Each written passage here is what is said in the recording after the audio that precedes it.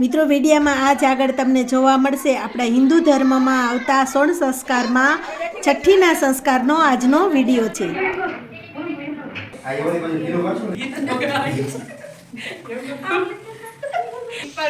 પીપર પાન રાજકોટ ગામ જસપાલભાઈ બાપ નેહાબેન માં ફઈ બાપા બે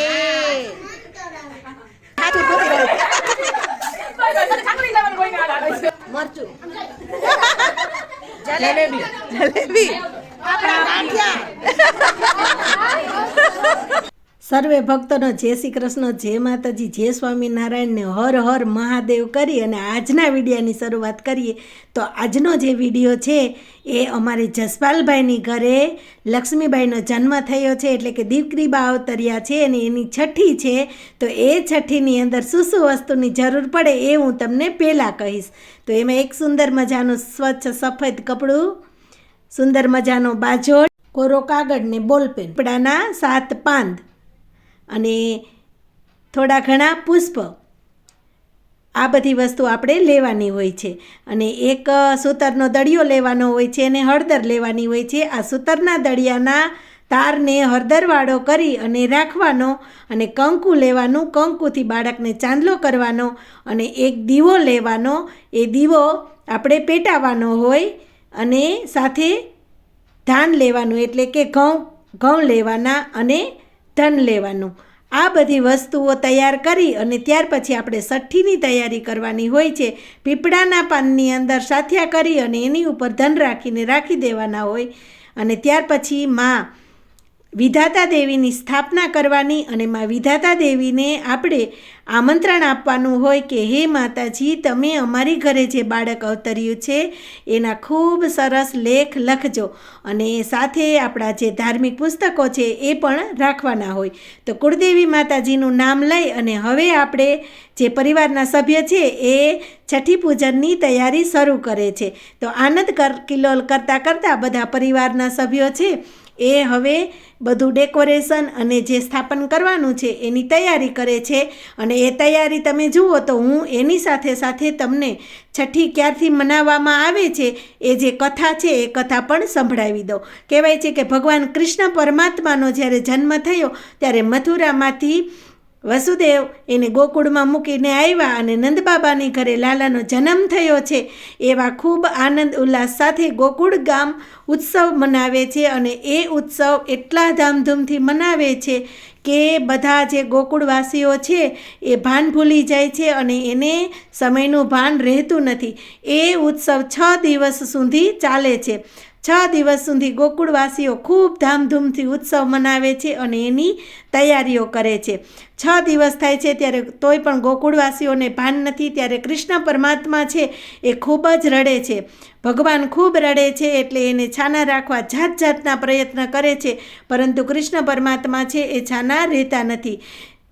ગોપીઓ, ગોપાંગનાઓ, માતા યશોદા મૈયા, બાબા નંદ બાબા અને બધા જ વ્રજવાસીઓ ખૂબ પ્રયાસ કરે છે, પરંતુ ભગવાન છાના રહેતા નથી। ભગવાનની નજર ઉતારવામાં આવે છે તોય પણ ભગવાન છાના રહેતા નથી। ત્યારે આ જે વાત છે એની ગૌલોકમાં જ્યારે ખબર પડે છે ત્યારે દેવો છે એ બ્રહ્મદેવ પાસે જાય છે અને કહે છે કે કનૈયાને આજે 6 દિવસ થયા છે અને કનૈયો રડે છે પણ છાના રહેતા નથી, તો ભગવાનને છાના રાખવાનો કોઈ ઉપાય બતાવો। ત્યારે બ્રહ્મદેવ છે એ યોગમાયાને કહે છે કે તમે જાઓ અને ભગવાનને છાના રાખો। ત્યારે યોગમાયા છે એ જાય છે અને ભગવાનને છાના રાખવાની કોશિશ કરે છે। ત્યારે યોગમાયા કૃષ્ણ પરમાત્માને જ દેખાય છે પરંતુ બીજા કોઈને દેખાતા નથી। જેવા ભગવાન છાના રહી જાય છે એટલે માતાજી કનૈયાની નજર ઉતારી અને કનૈયાને પોતાની ખોળામાં લઈ લે છે અને એક વસ્ત્ર ઢાંકી દે છે।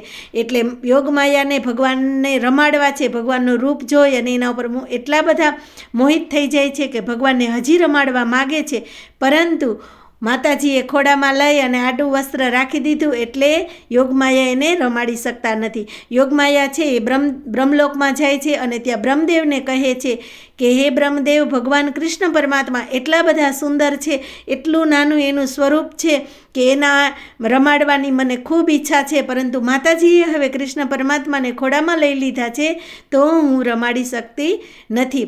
ત્યારે બ્રહ્મદેવ કહે છે કે હે યોગમાયા, તમે રડતા કૃષ્ણને છાના રાખ્યા છે, તો એના માટે હું તમને એક વરદાન આપું છું કે હવે કોઈ પણ બાળક પૃથ્વીલોક ઉપર જન્મ છે ત્યારે છઠ્ઠે દિવસે તમે એને રમાડવા જાશો.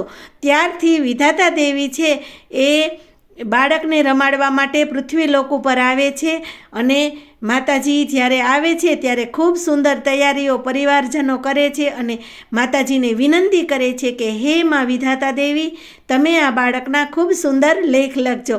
એ તમને જે ઐતિહાસિક જે મહત્ત્વ છે એ સમજાવી દીધું. તો અમારા પરિવારના સભ્યોએ સુંદર મજાનું ડેકોરેશન પણ કરી લીધું. હવે બધા જમવા માટે તૈયાર છે.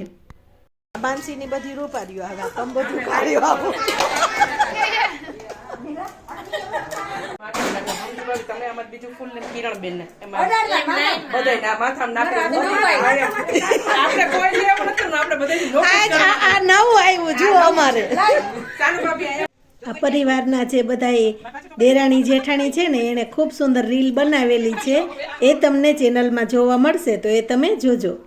હવે છઠ્ઠી પૂજાની અંદર જે દીકરી બા છે એના પગની છાપ લેવાની અને જે સૂતરનો દોરો હળદરવાળો કરીને રાખેલો હતો એ દોરાને એના હાથે પગે અને કમરે બાંધવાનો.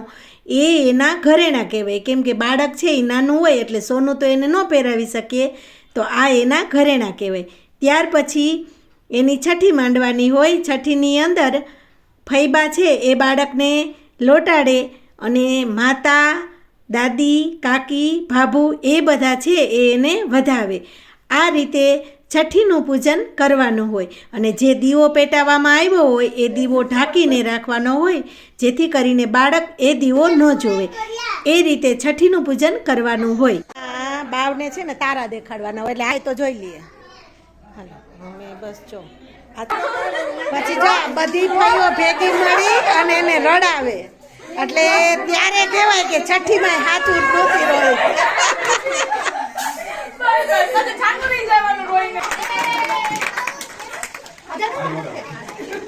છઠ્ઠીનું પૂજન થઈ જાય ત્યાર પછી બાળકને પારણીએ પોઢાડવાનું હોય અને એનું નામ પાડવાનું, એટલે નામકરણ સંસ્કાર કરવાનો હોય.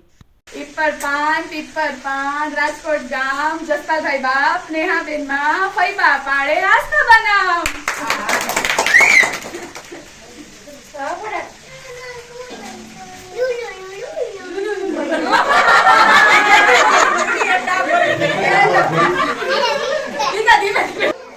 તો વિડીયાને લાઈક કરજો અને અમારા ઢીંગલીબેનનું નામ તમને કેવું લાગ્યું એ ચોક્કસ કોમેન્ટમાં જણાવજો.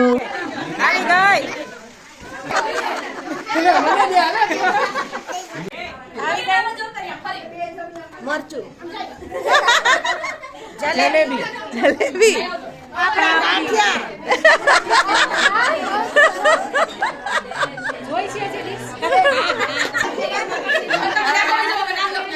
અમારા ઢીંગલીબેન ના ગાડીમાં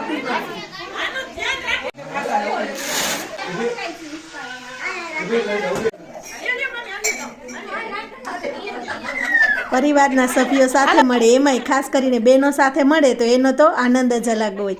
તો ખૂબ આનંદ ઉલ્લાસ કર્યો. ત્યાર પછી આસ્થાબેનને ભેટ સોગાત આપી અને બધા છૂટા પડ્યા. અને હા, ખાસ ભક્તજનો, આપણી ચારધામ સિરીઝના વિડીયા ચાલુ જ છે, તો કાલે ફરી મળશું ચારધામની યાત્રાના વિડીયા સાથે.